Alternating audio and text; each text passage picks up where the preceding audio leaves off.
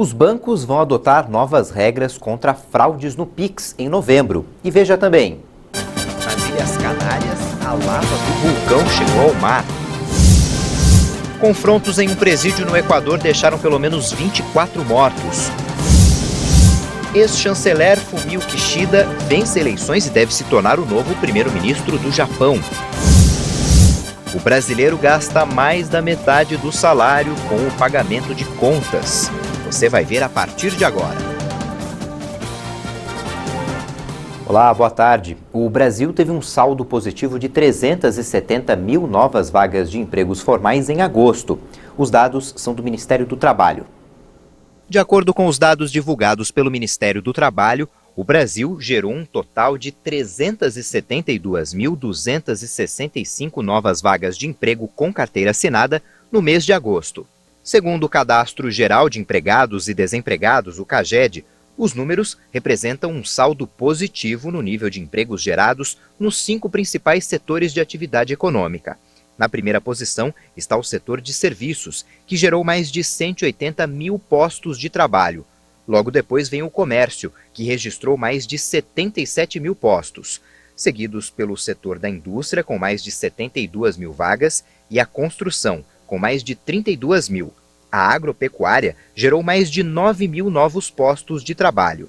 O salário médio de admissão em agosto de 2021 teve queda de 1,42% na comparação com julho deste ano. Mais da metade do salário do brasileiro vai para o pagamento de contas, de acordo com um levantamento feito por uma empresa de proteção de crédito. Com dificuldade para pagar os débitos em dia, muitas pessoas estão optando por parcelar as dívidas.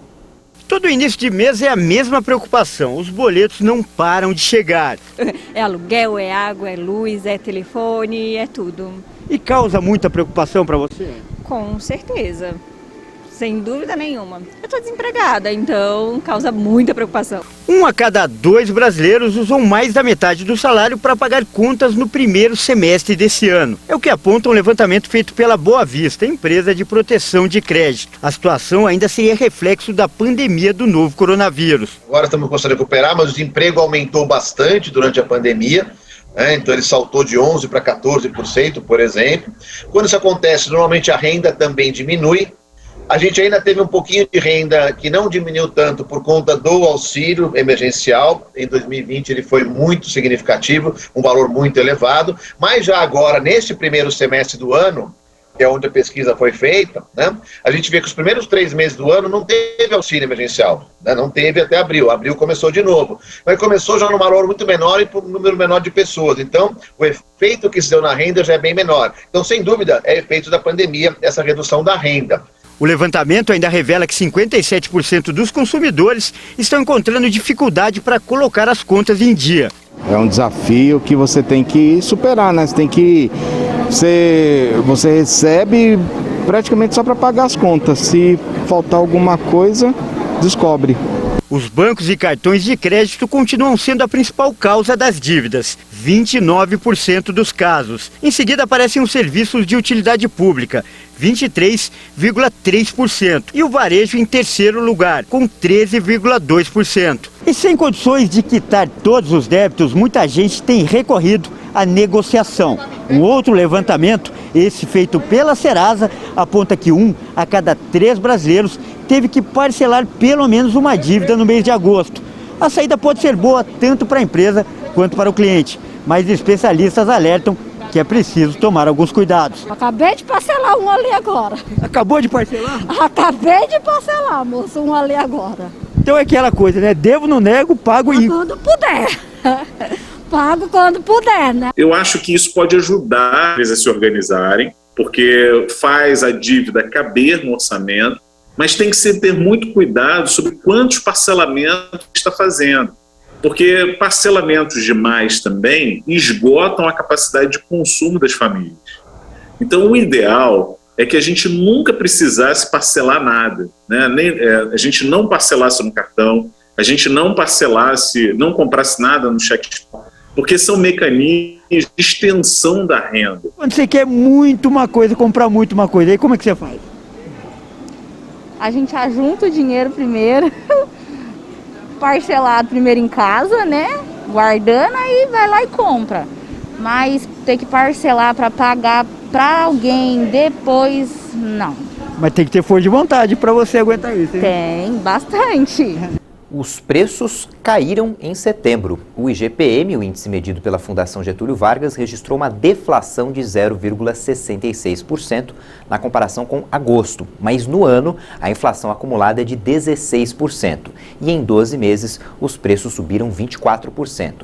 Além dos preços ao consumidor, o IGPM leva em conta também matérias-primas. E a desvalorização do minério de ferro contribuiu para esse resultado. O índice é usado no reajuste dos aluguéis. As medidas para tornar o Pix mais seguro entrarão em vigor no dia 16 de novembro. O Pix, que permite transferências bancárias em tempo real 24 horas por dia, tem sido alvo de golpes em diversos lugares. A tecnologia passou a ser utilizada para a prática de fraudes, sequestros e roubos constantes. Em agosto, o Banco Central informou que lançaria um conjunto de medidas que iriam reduzir a vulnerabilidade do sistema. Entre as novas medidas estão o bloqueio cautelar, que vai permitir que o banco possa efetuar o bloqueio dos recursos por até 72 horas em casos de suspeita de fraude. A notificação de infração, que deixa de ser facultativa e passa a ser obrigatória, o que visa permitir que os bancos registrem uma marcação na chave Pix, caso exista a suspeita de fraude. A ampliação do uso de informações para fins de prevenção à fraude, que permite a consulta de informações vinculadas às chaves Pix, além de mecanismos adicionais para a proteção de dados. Os bancos terão que definir procedimentos de identificação e de tratamento em caso de excessivas consultas de chaves Pix.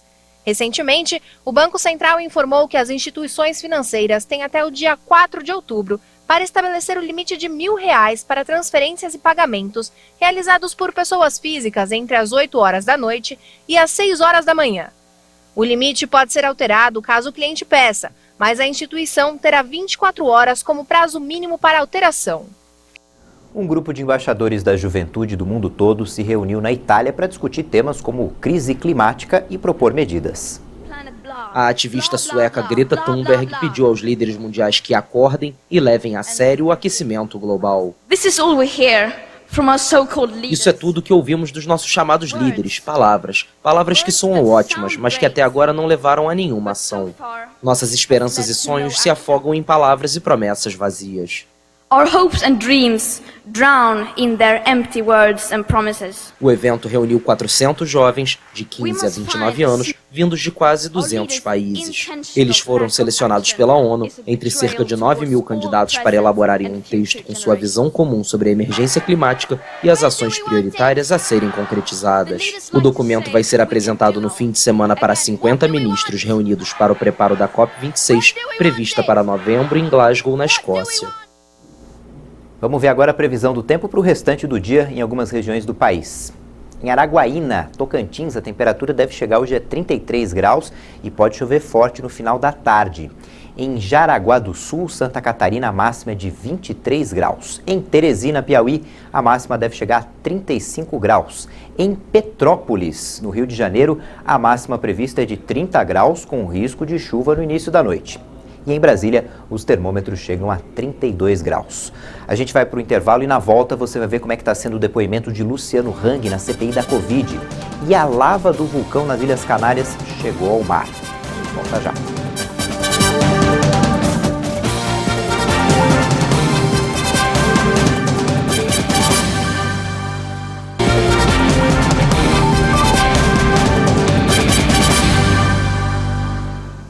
A CPI da pandemia está ouvindo hoje o empresário Luciano Hang, porque ele supostamente teria financiado a divulgação de notícias falsas sobre tratamentos ineficazes contra a Covid-19. Documentos obtidos pela comissão que foram revelados pela TV Globo apontam que Hang supostamente teria financiado o blogueiro Alan dos Santos, investigado pela disseminação de fake news. O nome de Luciano Hang também apareceu na CPI durante as investigações sobre a operadora de planos de saúde Prevent Senior. A mãe do empresário morreu em fevereiro, depois de ter complicações por causa da Covid-19. No prontuário de Regina Hang, consta que ela foi medicada com o chamado kit Covid e teria morrido um mês depois de ser internada. Mas os dados foram omitidos pelo empresário em um vídeo publicado nas redes sociais, onde Hang alega que ela não havia recebido tratamento preventivo. No início de seu depoimento, ele pediu para exibir um vídeo, mas foi cortado porque os senadores entenderam que se tratava de uma propaganda da rede de lojas do depoente. O senador Renan Calheiros perguntou se Luciano tem contas no exterior. O senhor tem conta no exterior? Temos. O senhor tem conta no exterior? Temos. Tá. O senhor tem alguma empresa offshore no exterior, em paraíso fiscal? Temos. Pode dizer quantas? Olha, nós temos contas no exterior, nós temos offshore no exterior. Deve ser umas 2 ou 3 declaradas na Receita Federal. Tá. Todas estão declaradas e auditadas. O senhor tem todas empresas offshore em paraíso fiscal? Quantas? Os senadores começaram uma discussão sobre o papel do empresário na CPI. Diversos senadores pediram para que Hang respondesse as perguntas de forma clara. Durante a discussão, o presidente Omar Aziz pediu para que um dos advogados deixasse a sala e que placas com frases deveriam ser entregues aos seguranças. Um fica, o outro sai. Eu quero ouvir o posicionamento da OAB agora. Aí, não adianta reclamar que vai fazer do jeito que eu quero. Perfeito. Essa regra um sai, outro pode ficar, outro sai. Presidente, essa regra não foi aplicada para Autoridade de um presidente. Senador ofende o advogado. Presidente, essa regra não foi aplicada. Não é porque advogado não, Flávio. Verifica o vídeo. Porque advogado tá acima do bem e do mal. Não, presidente, nem abaixo. Vossa Excelência, chama o vai, presidente. Retire um advogado. Com todo respeito, volta o vídeo, não houve ofensa nenhuma. Senhor presidente, essa regra nunca foi usada aqui, presidente. Foi gravado, presidente. Chama o VAR. Foi gravado, volta o vídeo. Senhor, vi a gravação. Chama o VAR. Volta o vídeo. Senhor presidente, a título de encaminhamento, eu peço que o senhor me dê. Eu tenho uma ideia para sugerir aqui para o senhor. Democracia, liberdade de expressão. Volta o VAR aí, volta o vídeo. A sessão foi suspensa para que um dos advogados fosse retirado da sala. Essa sessão continua e você acompanha mais informações sobre o depoimento do empresário Luciano Hang ao longo da nossa programação. As médias móveis de mortes e casos de Covid no Brasil subiram. Em 24 horas foram confirmadas mais 793 mortes por coronavírus. De acordo com dados do Ministério da Saúde, o total de vítimas subiu para 599.446. Também foram contabilizados mais 15.395 novos casos de um dia para o outro, chegando a mais de 21.381.000 diagnósticos confirmados. A média móvel de mortes teve alta e está em 572 vítimas diárias. A média móvel de novos casos também apresentou alta e está em 19.242 notificações. Na avaliação da pandemia por regiões, 7 unidades da federação registraram alta nos óbitos: Acre, Ceará, Distrito Federal, Espírito Santo, Paraná, Sergipe e Tocantins. Em estabilidade estão 6 estados. E agora 14 estados apontaram queda nas mortes: Alagoas, Amapá, Amazonas, Bahia, Goiás, Maranhão, Mato Grosso, Minas Gerais, Pará, Pernambuco, Rio Grande do Norte, Rondônia, Roraima e Santa Catarina. Mais de 235 milhões de doses de vacinas contra a Covid foram aplicadas no Brasil. Mais de 145 milhões e 500 mil pessoas tomaram a primeira dose, ou 68% da população. E mais de 88 milhões e 900 mil tomaram a segunda dose ou dose única, o que representa 41% dos brasileiros. Os dados são do Ministério da Saúde e das Secretarias Estaduais de Saúde. A dose de reforço já foi aplicada em mais de 750 mil pessoas, 0,35% da população brasileira. O ex-ministro das Relações Exteriores do Japão, Fumio Kishida, venceu a votação e se tornou líder do Partido Liberal Democrático. Assim, ele deve se tornar o novo primeiro-ministro do país. Kishida recebeu 257 votos no segundo turno da eleição interna do PLD, contra 170 de Taro Kono, o político que comanda a campanha de vacinação contra a Covid-19. O novo líder do PLD será confirmado como primeiro-ministro em uma votação no parlamento em 4 de outubro e vai liderar seu partido nas eleições gerais que podem acontecer em novembro. Kishida Fumio no tokugi wa Minha habilidade é realmente ouvir as pessoas. Estou determinado a fazer esforços por um PLD aberto e um futuro brilhante para o Japão.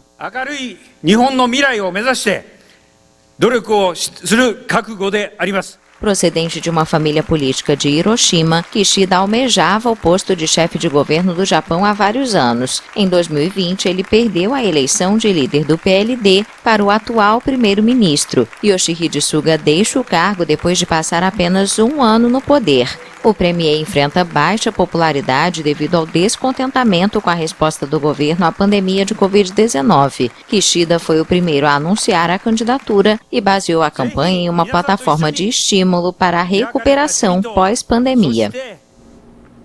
A lava do vulcão da ilha espanhola La Palma chegou ao mar nesta madrugada. O momento, esperado há dias, gera preocupação. O contato da lava a mais de 1000 graus centígrados com o mar pode provocar explosões, ondas de água fervente e tóxicas. Como precaução, os moradores das áreas mais próximas foram confinados para evitar o contato com os gases tóxicos. Por causa da erupção, mais de 6.000 pessoas tiveram que deixar suas casas, mas não foram registrados nem mortos nem feridos. O fluxo de lava já devastou 656 edificações. No total foram cobertos 268 hectares de lama. O governo espanhol aprovou um pacote de ajuda direta de 10,5 milhões de euros para a aquisição de moradias e itens de primeira necessidade para quem perdeu tudo com a erupção. O auxílio está amparado na declaração de zona de catástrofe na ilha. Um confronto entre presidiários no Equador deixou 24 mortos e 42 feridos. É o número 1 de Guayaquil, que faz parte do grande complexo prisional. A situação agrava a crise do setor no país. Confrontos entre grupos vinculados ao narcotráfico já deixaram 120 presos mortos este ano. Segundo o Serviço de Atenção aos Privados de Liberdade, houve explosões em várias unidades e confrontos entre grupos criminosos. Há 2 semanas, o presídio número 4 de Guayaquil foi atacado com drones em meio a uma guerra entre cartéis internacionais. Os principais centros prisionais do Equador têm sido palco este ano de violentos confrontos. Disputam o poder grupos vinculados aos cartéis mexicanos de Sinaloa e Jalisco Nova Geração. Essa edição fica por aqui, mas no YouTube você pode rever nossas reportagens. E já tem outras informações com a Juliana Dariva. Tchau, boa tarde.